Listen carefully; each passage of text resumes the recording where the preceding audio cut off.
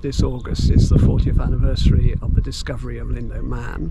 I suggested an art trail on the bog because I've had, I guess it's on my artistic bucket list, is to have an outdoor exhibition about a place, on a place, with a place. But other artists and the schools and community organisations have got involved. So I've led and curated it, but it's actually a collaborative piece between the bog, the community and myself. Well, I've called it Window on Lindow, and I've made a window on.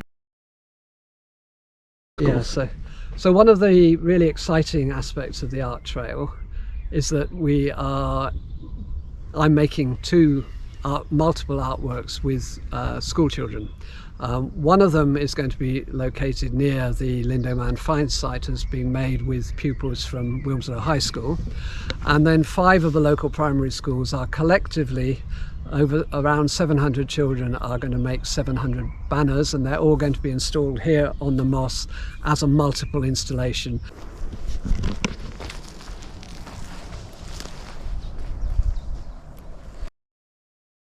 I grew up here. This was my play area. As a maker, I realise I've been using the wealth of the landscape and all its connections, its history, and I've been using that for many years. This is in my DNA. When Lindow Man was found, he was naked. Round his upper left arm, he had tied a piece of fox fur, something personal. The fact of our name being Fox, the fox from the bog, letting its spirit fly a bit. And so I made a series of leaping and jumping and running life-size, and sometimes bigger than life-size, wire foxes.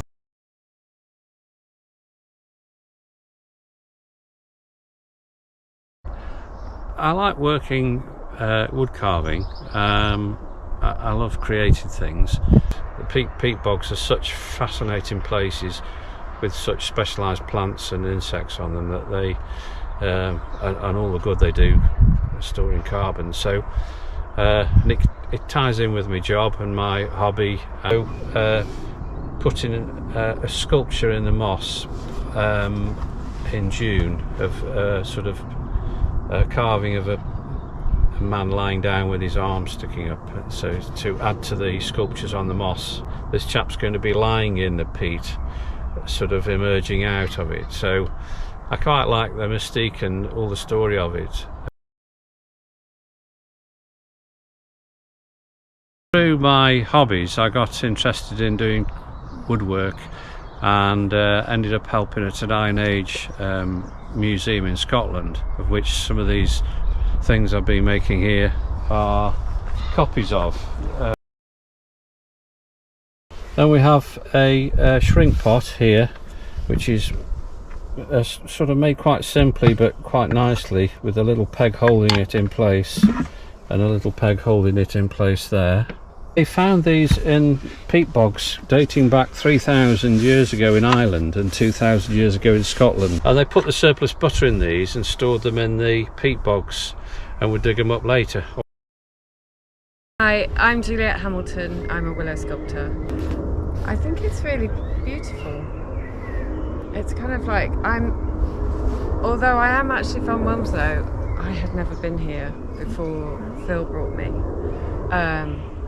And when he brought me, there was less vegetation and it was so calm.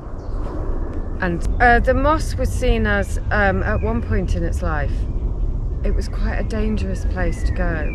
And I feel like there were lots of tales of spirits and bogeymen, and I just feel like these people will sort of embody that. The human, well, I was thinking it is open to interpretation, but they can embody the human aspect of the peat bog.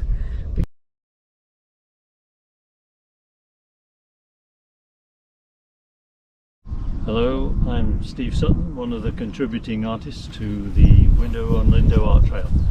It's lovely to find out about the history of some of the tools used on this site. So one of my easel pieces is directly attributed to one of the peat cutting hand tools. This 40th anniversary this year of the discovery of Lindow Man was a major motivation for me to produce a piece of work influenced by that very discovery. A particular piece called Lindow 5 is probably the most potent of all the pieces. Somehow it has a certain mystery, and it's